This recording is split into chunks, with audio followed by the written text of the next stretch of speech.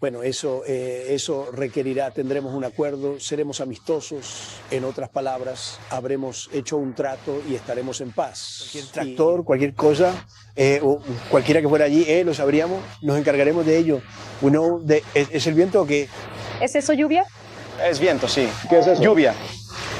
Esta sería la primera de múltiples interrupciones debido al clima, la lluvia golpeando el techo de metal, dificultando que ambos nos escuchemos. Pero así es como votan en California. Son corruptos, igual que tú eres corrupto. Tu prensa es corrupta y Meet the Press es corrupto. Para ser justos, no soy deshonesto, pero sigamos. ¿En serio? Bueno, entonces juegas justo en sus manos. O eres corrupto o eres estúpido. Tienes más pruebas. Hay más pruebas que nunca presentadas. Tus elecciones en este país somos como un país del tercer mundo. Tus elecciones son corruptas y tú eres corrupto. Y Meet the Press es corrupto.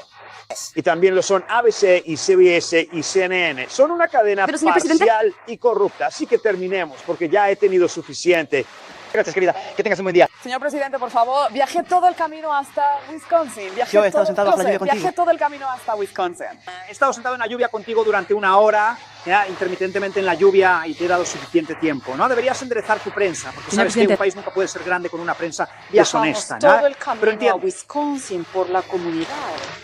Donald Trump acaba de tener lo que es probablemente el ataque más grosero de toda su vida hacia la prensa. Y Donald Trump se ha caracterizado por atacar sin ningún filtro a los periodistas. Pero en una reciente entrevista con NBC News, Donald Trump se levantó antes de tiempo con una brusquedad alarmante, y no solo eso, sino que dejó claro de que no pretende reconocer las elecciones, estas que están ocurriendo ahora, por ejemplo, las primarias en California o cualquier otra que no le convenga. Y estos días lo hemos estado viendo lanzando a su gente a intimidar a las personas que están conduciendo el proceso electoral democrático en California.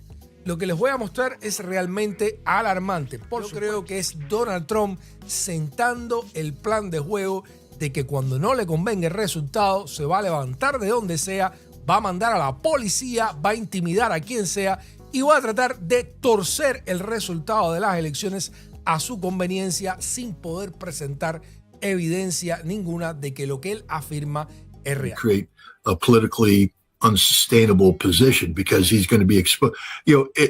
This was his last gambit. This is why the Israelis are holding on, because it's now turned out that he's defeated nobody. It started out with October 7th. They still haven't had that full investigation. When they do, Benjamin Netanyahu's political career is over because it'll become apparent that his failures as a leader helped create the potential for October 7th to happen. As he fought the Hamas, as Hamas fought him to a standstill, he had to, expand the war to justify staying in power. And so he went to war against Hezbollah. He killed Hassan Nasrallah and, had the pagers blow up and, he was going to win there. Then he expanded the conflict into Syria. But this wasn't enough because no matter what he did, he didn't solve any of these problems. He still had, the same domestic political problems that he faced, totally unpopular with the people of Israel. Remember, this is a guy that even before October 7th had hundreds of thousands of Israelis in the streets demanding his resignation because he was seeking to alter fundamental law in Israel so that he was above the law. He couldn't be prosecuted for the corruption charges he's currently being prosecuted with right now. He's like a Ponzi scheme. In order to stay in power, he had to keep expanding. But it was all a lie because he was never going to achieve. Los sistemas de vigilancia aérea del Comando Central de Estados Unidos en Qatar detectaron movimientos simultáneos en 7 coordenadas distintas. No era un ejercicio, no era una maniobra de distracción, era la activación coordinada de 7 redes de fuego que Irán había estado construyendo, financiando y entrenando durante más de 18 años. En ese momento, un general de 3 estrellas en la sala de operaciones del CENTCOM miraba una pantalla donde 7 puntos rojos comenzaban a pulsar al mismo tiempo y entendió algo que los análisis de inteligencia inteligencia de los últimos 4 años habían subestimado sistemáticamente. Irán no estaba respondiendo, Irán estaba ejecutando. Si este tipo de análisis geopolítico operacional te interesa, suscríbete ahora y activa la campana, porque lo que vamos a desmontar hoy cambia la lectura completa del conflicto en Oriente Medio. Lo que ocurrió en esas horas no fue una escalada táctica, fue la manifestación visible de una doctrina estratégica que Teherán llama el anillo de fuego, y que en los documentos internos de los guardianes de la revolución se denomina Tatbik-e-Mohasareh, que se traduce aproximadamente como aplicación del cerco. La idea central es sencilla en su formulación, pero devastadora en su ejecución. No confrontes al enemigo en un único teatro, donde su superioridad tecnológica y logística lo aplaste. En cambio, oblígalo a distribuir sus fuerzas en tantos frentes simultáneos que ningún teatro reciba recursos suficientes para ser resuelto, que ninguna victoria sea decisiva y que el costo operativo diario supere la voluntad política de sostener el esfuerzo. Cuando 7 frentes se activan al mismo tiempo, la pregunta deja de ser quién gana la batalla y se convierte en quién puede permitirse seguir peleando. Para entender por qué 150,000 soldados se encuentran hoy en una situación que los manuales de doctrina militar occidentales describen como contención operativa, necesitamos examinar la geografía de este cerco con precisión. Los 7 teatros no son accidentales. Cada uno fue seleccionado porque cumple una función específica dentro de la arquitectura del cerco iraní. El primero es Gaza, donde Hamás mantiene activas operaciones de desgaste que obligan a Israel a mantener entre 60,000 y 80,000 efectivos en rotación constante, con un costo operativo que el Instituto Internacional de Estudios Estratégicos de Londres estimó en aproximadamente $300 millones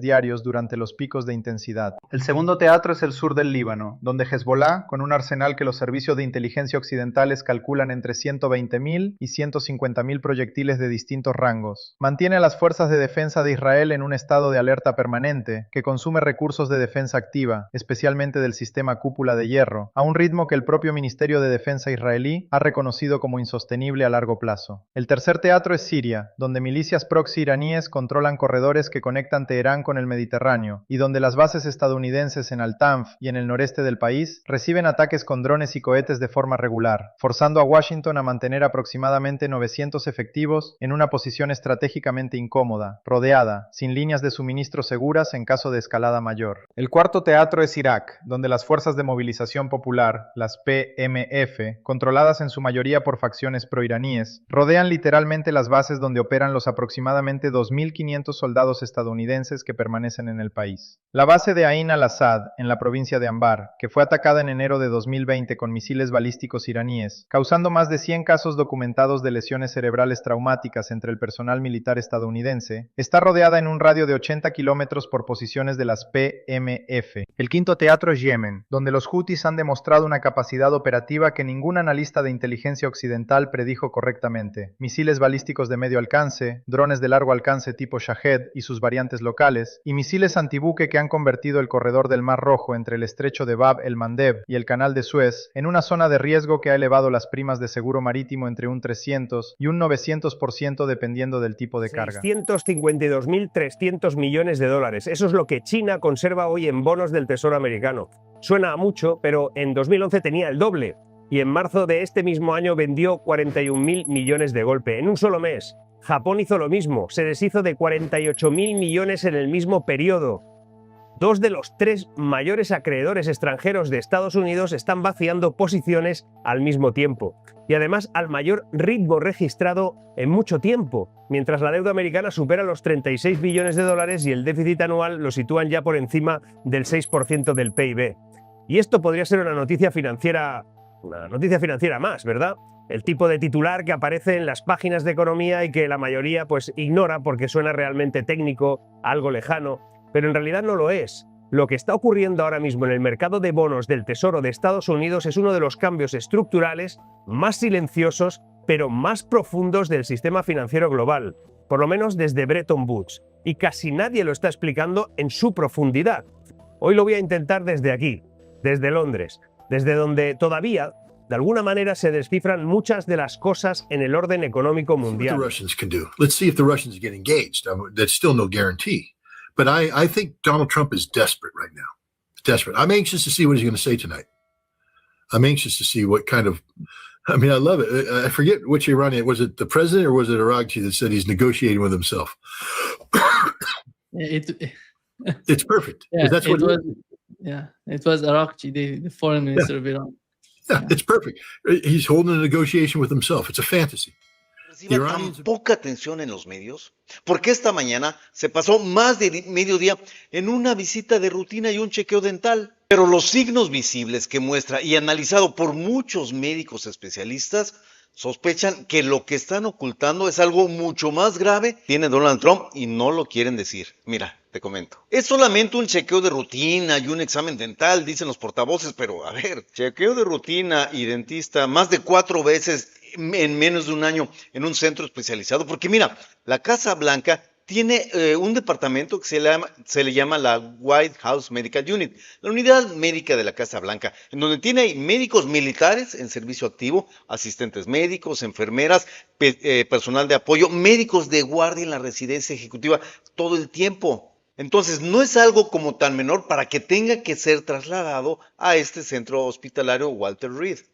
Y es que el doctor Jonathan Reiner, analista médico de la CNN, y también cardiólogo del ex vicepresidente Dick Cheney, ha afirmado que todas las señales que muestra Donald Trump, tanto las señales de la mano, como el quedarse dormido tanto tiempo, como las publicaciones que hace por las noches, pueden ser signos de algo mucho más grave que tiene que ver con su salud mental. Amigas, amigos, el hombre más poderoso de la Tierra, el que dice que ganó en avalancha las pasadas elecciones presidenciales, el más respetado del planeta, según él, incluso por los extraterrestres, que dice haber ganado 8 guerras y ninguna existe, que negocia con reyes y dictadores. Bueno, este mismo tuvo un estallido mental, otro de tantos, ¿no?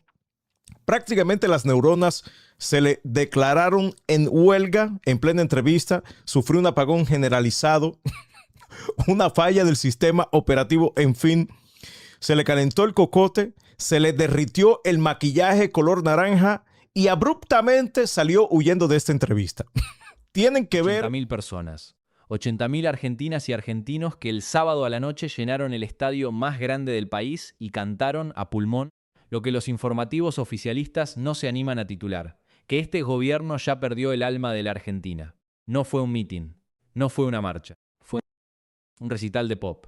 Y sin embargo, en la previa, cuando todavía las luces estaban encendidas y el escenario vacío, el estadio entero se puso a saltar con un cántico que conocemos de las canchas. El que no salta votó a Milei.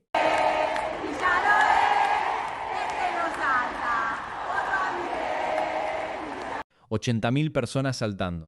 80.000 personas diciéndole al presidente, sin micrófonos ni cámaras de cadena nacional, lo que las encuestas ya le vienen diciendo hace meses, que el 63% del país lo repudia. Relato de cómo Milei construyó un gobierno de cómplices, cómo cada uno de ellos traicionó al pueblo argentino y por qué, más temprano que tarde, la historia los va a juzgar. Kennedy Espósito salió al escenario del Monumental con sus bailarines sosteniendo diarios con el titular "Lali vive del Estado", no estaba haciendo teatro, estaba devolviendo un golpe. Porque ese titular, esa acusación ridícula, la lanzó Javier Milei en persona. El presidente de la nación argentina usó su tiempo, su cargo y sus redes sociales para atacar a un artista que no pensaba como él. Eso es lo que hace este hombre con el poder del Estado. Esperanza en estos tiempos que corren. Se esperan casi 1 millón de personas. Va a durar más de un día el velorio del Indio Solari. Ya tenemos en comunicación a Javier Alonso, que es el ministro de Seguridad de la provincia de Buenos Aires. Carlos Bianco también, ministro de Gobierno. Muchas gracias por este contacto. Empezamos con el ministro de Seguridad. Ministro, preguntarle cómo se va a diagramar un operativo, me imagino, importante para recibir a miles y miles de seguidores del Indio Solari. Buenas tardes.